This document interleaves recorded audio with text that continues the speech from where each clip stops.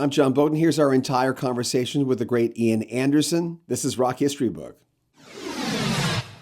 The Zealot Gene is the brand new album from Ian Anderson and Jethro Tull. They've had a lot of personnel changes and a lot of things change since 2003 when they released their last album, which, by the way, was a Christmas album. Here's our entire conversation with Ian Anderson. Thick as a Brick turns 50 this year. What's the box set going to look like? Well, Thick as a Brick was amply dispatched at the age of 40 in terms of box sets and so on, with Thick as a Brick being remixed by Stephen Wilson and the subsequent Thick as a Brick 2 in 2012. They were bundled together as a big box set. More than that, I can't do, because Thick as a Brick was written as a project with that music only. There are no outtakes. There are no additional songs or parts. It is what it is. It is... And back then, of course, there were no live performances that were recorded. So I'm afraid if Thick as a Brick 50th anniversary, you've just got to go back and with a big Sharpie and put a 5 where the 4 used to be. There's a lot of genres going on. I remember someone coming to my house when I was a kid and someone said, "This is the most complex music I've ever heard. There's like every genre in the world being played on this album." What was your approach to that, to putting that together? Well, I wasn't really thinking about anything other than the last 3 minutes of music that I'd written, because I would, when we were working on the album, I would write 3 minutes of music in the morning and then go to meet the other guys in the band in the afternoon, and we would rehearse the new stuff and add it on to what we did the day before, and we gradually built up an album. But it was a very organic growth. We would recap on what we'd done as we went along, so there was some direction that I could apply perhaps the following morning when I went to write the next few minutes. But it wasn't really in my head to try and give it any particular shape or otherwise. The underlying notion was music that was, or rather lyrics that were written by an 8-year-old precocious schoolboy learning to cope with being a child in an adult world and coping with some of the stereotypes and prejudices that you face and are a little confusing, perhaps, as a child, and maybe even for a lot of people when they get much older. But that was the underlying essence, the concept of the album, and it was done in a tongue-in-cheek, spoof kind of a way. It was a parody of concept albums of the era, dressed up in a packaging that was a 16-page newspaper, which was a parody of a provincial small-town newspaper in the UK. I was hopeful that people would accept it, they would get it, and I think that the answer is that 50% of the people understood exactly what I was getting at and the comedic aspect of it. The other 50% didn't get it, but that was pretty good, because I rather like the idea that you could be on stage and half the people are scratching their heads thinking, "What?" and the other half are going, "Yeah, I love that." It's somehow more gratifying than having everybody feel the same way about it. So I think a degree of puzzlement and curiosity is part of what makes it ultimately more enjoyable. If you have to think twice or 3 times or 4 times about it to grasp finally what it might mean for you, which is probably still different to what it means to me in terms of the lyrical references. That you can never know what's really in the writer's mind with pop lyrics or rock lyrics. It's a degree of abstracts in there that I think is what makes it attractive. Where'd you come up with the name? Was Gerald Bostock based on anybody? Or where'd you come up with that? He was based perhaps a little bit on me, but also a bit on other children that I went to school with, who were those that were the more serious and studious children, who were never very popular. They were tended to be bullied. They weren't good at sports. They were, so there's an element really of, it's not a single person. It's just, to some extent, speaking from my own personal memory of being a child and other people that I saw around me. And I tend, being an observational writer, I tend usually to adopt more from other people. I don't usually use my own emotions or my own experiences directly in writing a song. My experiences of seeing a particular topic of course, I'm working within the terms of that, but I'm not usually talking about my own emotions or my own historical life events. That's rare that I ever do that. I'm mostly an observer of other people in a landscape, rather like a painter, rather like a Manet. I'm not really I'm not a landscape painter, and I'm not a portrait painter. I like to see people in a context and see what they're doing, where they are, and that's my visual reference, really. So songs are very often about they're never really close-ups of people. Are you? Having said that, are you a people watcher? When you go someplace, do you study people, or is this been like when I was a kid? I did that, and I still do that. I'm just curious. Yeah, and that's why one of the reasons I like to travel alone and use public transport where I can, because I find it more enjoyable to be alone and able to use my eyes and look out of a window. So you're more likely to be sitting on a train. Certainly, you won't find me in a tour bus traveling at night. That would be hell. And I'm not very keen on being in an airplane either, because I'm not a happy flyer. But, on the ground, I prefer really to be in the train. I managed to do that to some extent always when I'm in the UK, but sometimes in Europe, I'm traveling between towns or even between countries using the public train services.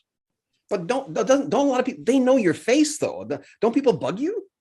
No, they don't, because they might stop and think, oh, that guy sitting over there, and that, he reminds me of somebody. I can't think who it is, but they don't expect to see you in that context. So if you're on a bus, or on a train, people are not going to be, necessarily looking at you, that you're just another faceless person in the crowd. On the other hand, if you arrive at an international airport, then it's hard to escape. If people know that you're coming to do a tour, there's going to be some fans there, and that's they spot you immediately, even if you're wearing a face mask and with a hat over your head. They still recognize you some way. From my experience in the last few months, that is still the case. Have fans ever? They expect to see you there. They expect to see you, so they do. But have fans ever done anything weird? Have you ever had weird fan experiences because of? I mean, you've been here for so long, and you've done a lot of work, and you've reached a lot of people. But you must have had crazy, not just prog fans, because they're a little different, but crazy fans. Well, I've had a few that were either threatening to, or in one case, attempted to kill me. Why? I have absolutely no idea. Maybe they just didn't like my beard. I have no idea why. But that has happened in the past, and I don't get that many threats these days. But it's not uncommon, and I've had some pretty insulting things, like being hit in the chest one night on stage and felt something hit me. Didn't seem to hurt, and I just looked down and saw blood inside my shirt, coming through and I thought I'd been shot. And my adrenaline is kicked in, and I don't feel the pain yet. And all the time I'm still singing, looking down. What is this? And I thought I'll just pull my shirt down to look at the entry wound to see how bad it is. And I realized there was something in there, and I pulled it out, and it was a sanitary device, a tampon. And somebody had thrown that at me. It hit me in the chest and slid down the front of my shirt. So I just pulled it out and held it up and said, "Somebody lose something here?"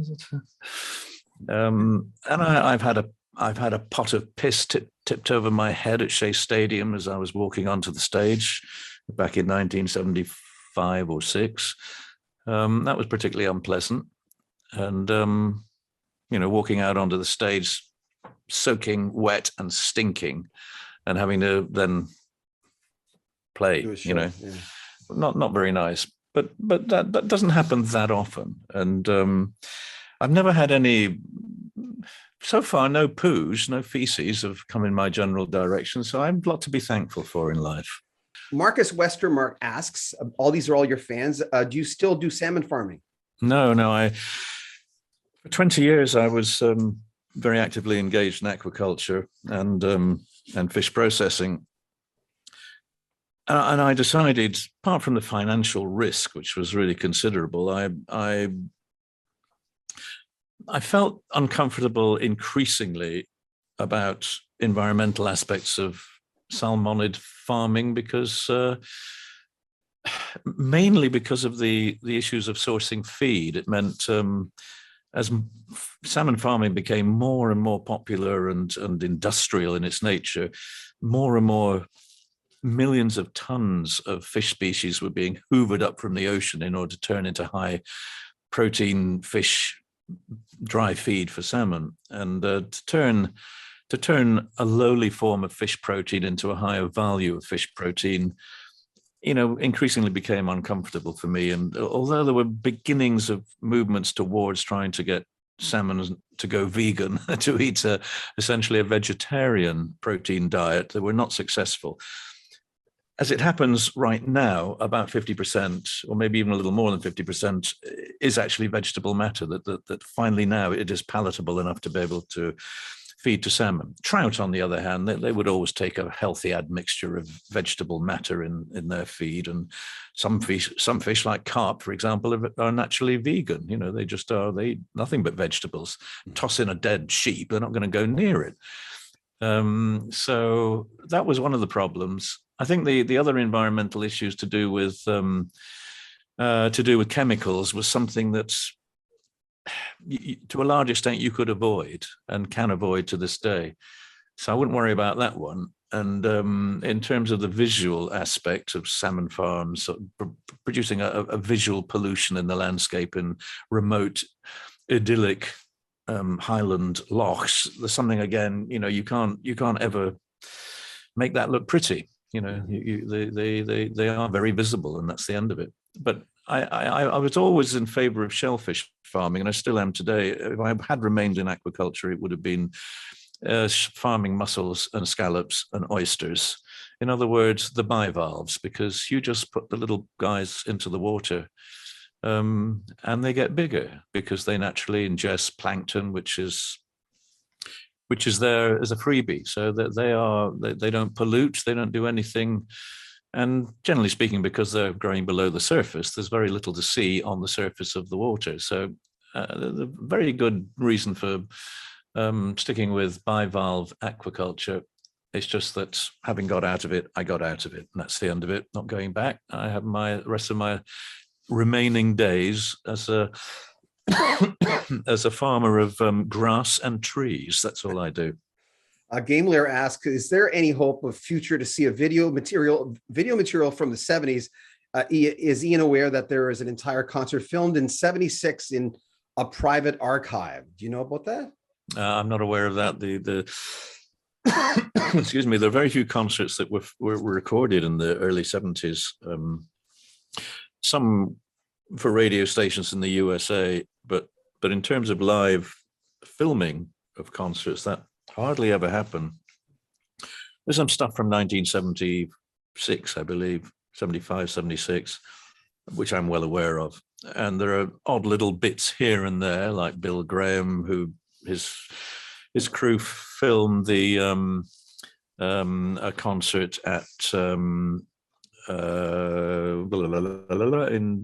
Connecticut, or in Massachusetts, the home of the Boston Symphony Orchestra, an amphitheater there, and that still survives to this day. There's a few bits and bobs, but not very much. Our manager always took the view that to have things available that people could watch and watch again was detracting from the live experience of coming to see the band. Led Zeppelin, I think, had the same philosophy. In fact, our managers and Peter Grant, they were always talking about things, and to some extent, we had the same view about making albums, not singles, and not recording live shows and filming them or doing television. We tended to want to build up our reputation as a live performing act, and that's how it is. Fablic asks, would you ever consider doing an album? We know you've worked with Bruce Dickinson before, with him. With Bruce Dickinson. Yeah. Well, I mean, Bruce is the singer of one of the most famous heavy metal bands of all time, and I'm not quite sure what they're up to. I know, in fact, my son spoke to to the bass player just the other day on a different topic, but I had an email from Bruce before Christmas asking me if I would do a project with him, but it was a live performance thing. It wasn't recording. But you know, I play often with other people, you know, as a guest on their records. I've done lots of you know, just bits that they ask me to do, and if I feel that I like the music and I can, more importantly, find something to add to it that is of worth, then I'll give it a go, assuming I'm not washing my hair that night. D Black asks, would you consider, and I think this is a great idea, ever a biopic on the band? Are there too many pieces, or is it just? It would be just, if it was truthful, it would be the most uncool, dull movie you ever saw. I mean, I think we'd have to invent a few murders or some extremely excessive rock and roll lifestyle things to make it interesting. But frankly, it's never been like that. It's just, you know, we are one of the world's most uncool band. We just did not live that sort of a life. It's absolutely not romantic. It's incredibly, and it's not just, maybe there's been one person in the band at any one time, not recently, but, you know, maybe up till maybe 20 years ago, there was always one person who was the party guy, and everybody else was the opposite. You know, we just, you know, didn't like socializing or doing things together. Nobody was a big drinker. Nobody took drugs. There was always one guy, and most of those one guys were bass players, as it happens. So more gregarious, outgoing, sort of. You know, I guess if you've only got 4 strings, you want to kind of, you know, make up for it somehow. My ex-boss, Len Tucson, he actually got me in radio 39 years ago. He says, loved his performance at the Stones Rock and Roll Circus '68. What was that experience like with John Lennon, Clapton being there? What's your recollection of that? Well, that was a people watching experience. It was pretty weird, but it was an interesting place to be, because you were watching the way a TV program, a very unusual TV program, was being made. So I was kind of listening to what the director was just saying, and Mick Jagger trying to communicate his ideas to the director as to what was happening and how it should happen. And it was interesting watching the Stones getting back together again after a layoff, and gradually picking up the pieces again musically, and Mick Jagger's incredible energy and enthusiasm driving them on, maybe to the point where he overstretched it in rehearsals. So the final performance was maybe a bit strained. But the Who were great. They were fighting fit, ready to roll. They'd been on tour. They just went in, bang, and nailed it, and very easy. And you know, some of the other elements of the show were interesting. But we were the new boys in town. We were just asked by Bill Wyman and Charlie Watts, I think, mentioned to Mick, you know, how about this band, the, you know, brand new band that you know. And so we were asked to do it. We didn't have a guitar player at the time, hence Tony Iommi being drafted in to mime the guitar part on the song that we played. Or well, speaking of him, I played, the other guys didn't. I was the only one who was live. The other guys were miming. Oh, was that right? But with Tony, what was that experience like working with him? Had you known him? Because he filled in on, he came in on tours. Well, I'd known him for a few weeks, because a band called Earth had been an opening act for Jethro Tull at the end of 1968, and I was struck by his guitar playing, and, you know, chatted to him, and we got together and played a little bit together. But, you know, he wouldn't have been the right guitar player for Jethro Tull, and Earth, of course, then changed their name to Black Sabbath, and the rest is history. So. But it was nice to have, you know, briefly got to know Tony. Different kind of person, different kind of musical way of playing. You know, his music was very direct, very, very simple. He was an unusual style, which is what struck me when I heard him play live, and very focused, very, very powerful, simple harmonies, open fifths, solos, big, thick, strong guitar sound. It was very impressive. I didn't realize that his way of playing had been largely directed as a result of having lost the tips off a couple of fingers when he was at work in an industrial setting. And so he played the way he did, rather like Django Reinhardt had to evolve a way of playing just using mainly 2 fingers. And Tony he used his damaged fingers with a, something over the end of them, but he was not articulate in a way that he could play all the chords and the detailed stuff that other guitarists might play. So he evolved a way to play where he was just, he was the guy. He invented heavy metal in that way, which is brilliant. We're out of time, by the way. Yeah, we are indeed. Because I don't want you to be too late, but it's 2:05 and I don't want you to be late. But listen, this is the sixth time we've talked. I thank you so much. Well, nice to talk to you too. Take care, and hope to meet you again sometime soon. Bye-bye. Bye-bye now. Bye.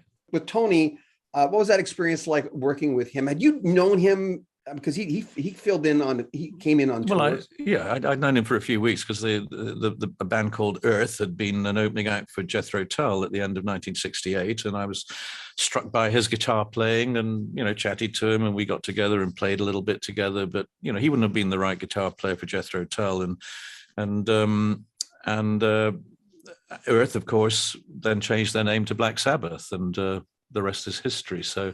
But it was nice to have, briefly got to know Tony, different kind of person, different kind of musical way of playing. His music was very direct, very, very simple. He was an unusual style, which is what struck me when I heard him play live, and very focused, very, very powerful, simple harmonies, open fifths, solos, big, thick, strong guitar sound. It was very impressive. I didn't realize that his way of playing had been largely directed as a result of having lost the tips off a couple of fingers when he was at work in an industrial setting. And so he played the way he did, rather like Django Reinhardt had to evolve a way of playing just using mainly two fingers. And Tony, he used his damaged fingers with a, something over the end of them, but he was not articulate in a way that he could play all the chords and the detailed stuff that other guitarists might play. So he evolved a way to play where he was just, he was the guy. He invented heavy metal in that way, which is brilliant. I hope you enjoyed that. Thank you so much for checking out our entire interview series and podcast. Links to both in the description of this video. Make sure you comment on our video, subscribe to our channel, and share our videos. This is Rock History Book.